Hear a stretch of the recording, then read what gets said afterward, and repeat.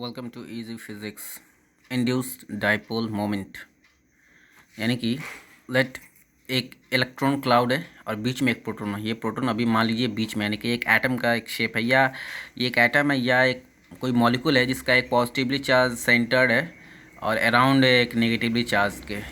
और ये positively charge कोइंसाइडेंस ऊपर है। यानी कि इनमें कहने का ये मतलब है कि इनमें कोई डाइपोल नहीं है। यानी कि डाइपोल की तरह सिचुएशन इसलिए नहीं है क्योंकि इसमें पॉजिटिव और नेगेटिव चार्जेस के जो सेंटर्स हैं तो उनके बीच में कोई फासला नहीं है, यानी कोई डिस्टेंस नहीं है। जैसा कि एक डाइपोल में होता है कि एक पॉजिटिव एक नेगेटिव चार्ज होता है और दोनों के बीच में सेपरेशन होता है, डिस्टेंस होता है, फिर उस सिस्टम को डाइपोल कहते हैं। तो ये इनिशियली ऐसा नहीं है, चाहे एक इंडिविजुअल आइटम है या एक मॉलिक्यूल है, जिसमें स्टार्टिंग में तो ये है कि पॉजिटिव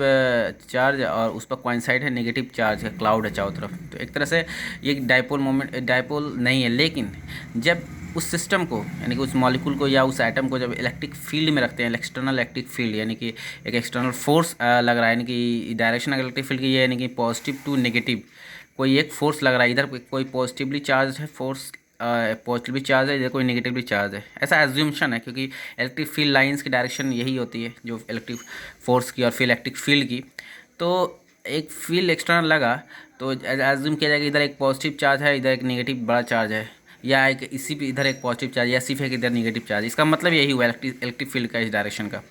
क्योंकि positive to negative electric field होती है। तो इस उस इन्फ्लुएंस की वजह से, फील्ड के इस इन्फ्लुएंस की वजह से ये जो पॉजिटिव चार्ज न्यूक्लियस से के अराउंड जो इलेक्ट्रॉन क्लाउड है, तो इलेक्ट्रॉन क्लाउड शिफ्ट हो जाएगा इधर साइड में। यानी कि इधर चूँकि पॉजिटिव डायरेक्शन इलेक्ट्रिक फील्ड इधर है तो इधर पॉजिटिव चार्ज होगी, तो एक्सटर्नल पॉजिटिव चार्ज, तो एक्सटर्नल पॉजिटिव चार्ज की तरफ ये इसकी इलेक्ट्रॉन क्लाउड चूँकि नेगेटिवली चार्ज है तो अट्रैक्ट होगी और इधर डिस्प्लेस होगी।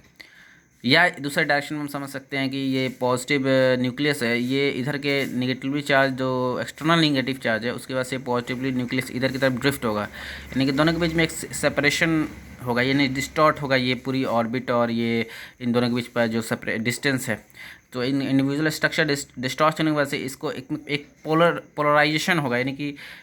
एक ऐसी सिचुएशन क्रिएट होगी जिसमें कि ये पोलराइज्ड हो जाएगी। पोलराइज का मतलब एक पॉजिटिव चार्ज अलग और नेगेटिव चार्ज अलग, क्योंकि जब एक दूसरे पर कोइंसाइड थे तो एक न्यूट्रलाइज की सिचुएशन थी, न्यूट्रल सिचुएशन थी। अब ये न्यूट्रल सिचुएशन ख़त्म हो गई और ये डिस्प्लेसमेंट की वजह से इसमें एक पोलराइजेशन की सिचुएशन आ गई, यानी कि इसमें पोलरिटीज़ क्रिएट हो गई, यानी कि पॉजिटिव और नेगेटिव चार्जेस की अलग अलग एक सिस्टम क्रिएट हो गई,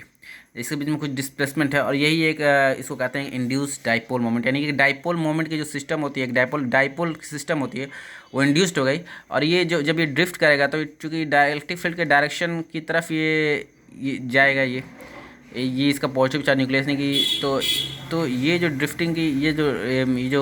यानी कि जो इसको डाइपोल मोमेंट कहते हैं, यानी कि Q इंटू डी, यानी कि डिस्प्लेसमेंट जो हुआ और ये चार्ज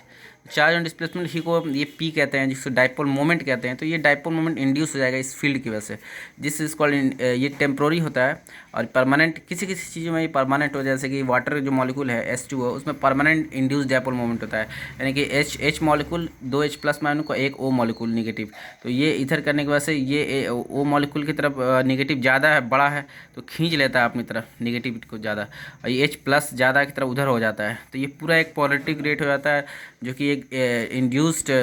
जो कि एक परमानेंट डाइपोल उसमें होता है, और परमानेंट एक डाइपोल मोमेंट होता है, यानी कि Q इंटू डी होता है, यानी कि ये P वाली वैल्यू होती है। तो this is all about the dipole moment. As we see that if non polar molecule, जो एग्जांपल में हमने क्या है कि नॉन पोलर मॉलिक्यूल लिया, उसमें इलेक्ट्रिक फील्ड का तो डिस्टॉर्ट हो जाती है और वो ऑर्बिट शिफ्ट कर जाती है, setting up the direction of the P एक इलेक्ट्रिक फील्ड के डायरेक्शन में सेट हो गया, क्योंकि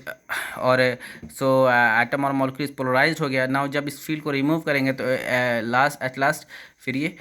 दोनों पर कोइंसाइड कर जाएगा और ये पोलराइजेशन डिसअपीयर कर जाएगा। Thank you. Ask me question if you have any problem.